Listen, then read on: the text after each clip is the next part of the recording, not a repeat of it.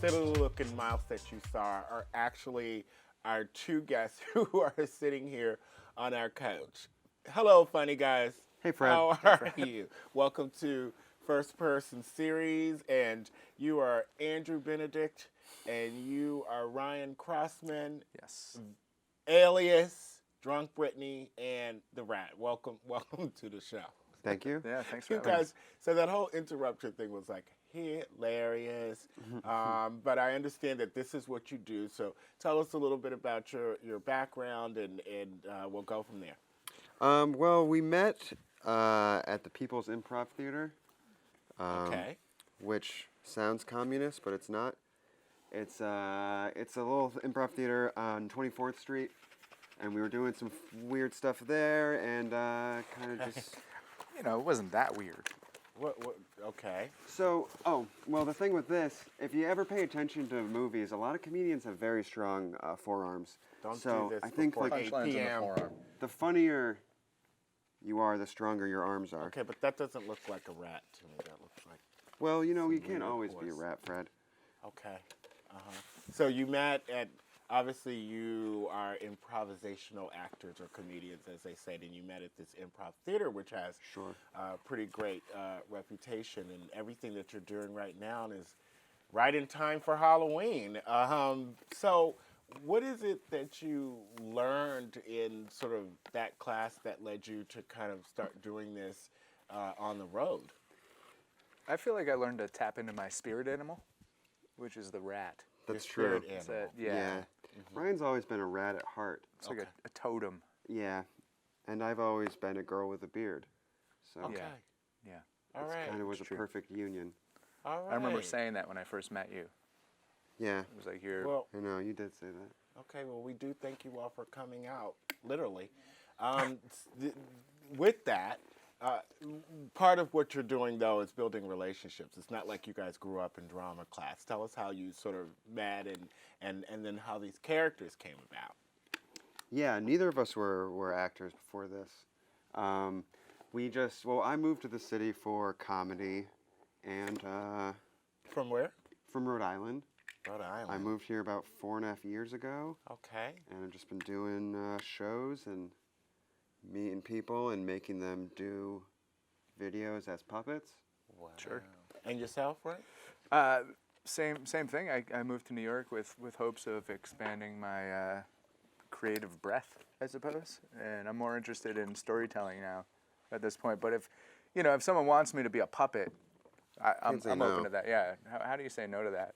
Okay. Andrew, I'm going to have to ask you to take this orange juice off of my set. I'm sorry. But we want to make sure that you know that this is a warm and inclusive place, but this is think so. all done by our design team. Thank Okay. you. Sorry, no, design team. just teasing. So you guys, country boys or whatever, come to the city and you're Country. doing improv. Rhode Island is the country. The last time I looked on It's a the suburb. map of the United States of America. That said, though, we love you, but Brooklyn is a place for all. So you both live here now, and you've lived in different places. What is it about the quote-unquote Brooklyn flavor that has allowed you to be the creative spirits that you are? I just love that there's so many different things going on, and you can always find a different place to go. You can always meet a new person, try different food, go to a different bar. There's just it just never ends, and you can always find a place to meet like-minded people. Yeah, I think it's an open place. You can, we all judge each other, but Brooklyn is kind of open and welcoming to all different types of people. So even if you're in a dress or a little rat puppet, people accept that, and we'll kind of give you a minute. I like your dress, by the way. It matches your... Thanks, I'll tell my girlfriend you liked it. All right. It's hers. Does she know that you're wearing it, or? Yep. Yeah, I woke her up this morning and said, hey, I need some of your clothes to wear. I got to go be on TV. Beautiful. I'm so glad that we live in an open society. Speaking of open societies, there's a lot going on, and improv is non-scripted, right? And, Right. And Right. sort of a lot of what I remember about it is that it tends to, you have to have organic and then it's chemistry, thinking on your feet, etc.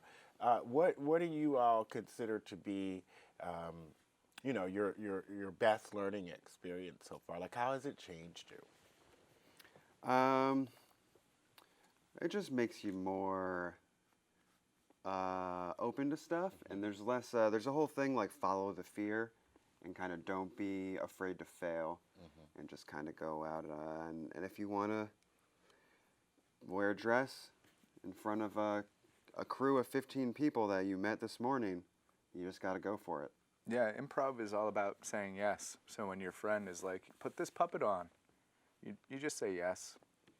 And And do it. yeah. Okay, and so, I mean, there's a couple of nuggets, folks, that we can use from that. Follow your fear, and don't be afraid to fail. And who knew that just jumping out there with something like improvisational theater could really help with that? Thank you for that. That's something that we can all take away. So what's up next? What's on the horizon in terms of your performances? Up next, I have a play called Orphan Action League in the Bad Theater Festival happening at the Pit Loft on October 30th and November 6th. It's kind of like a Justice League superhero story, but all the superheroes are orphans. That sounds cool. Yeah. Okay. And yourself? I'm actually going to try to ride a bicycle across the country for a while. So that's my next big plan.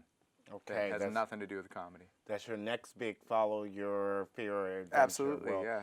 You guys are fearless in our eyes and pretty adventurous, and we really, really appreciate you for being our special guest on First Person. And we're going to have to end the show, and thank you for joining us. Any last words for Brooklyn? Lastly, Fred, I'd like to give you a little shirt with Mr. Rat on it with his little catchphrase. I spilled some orange juice on it, but that's just going to make it smell delightful. You guys are so authentic. cool. Holy crap. It's a t-shirt. Wow. Yeah. All right. Well, this is what happens. We give lots of love when we are on this show. Once again, we'd like to thank Andrew Benedict and Ryan Crossman. They are drunk, Brittany, and the Rat. Thanks for joining us. Thanks, And Fred. we'll be back with more.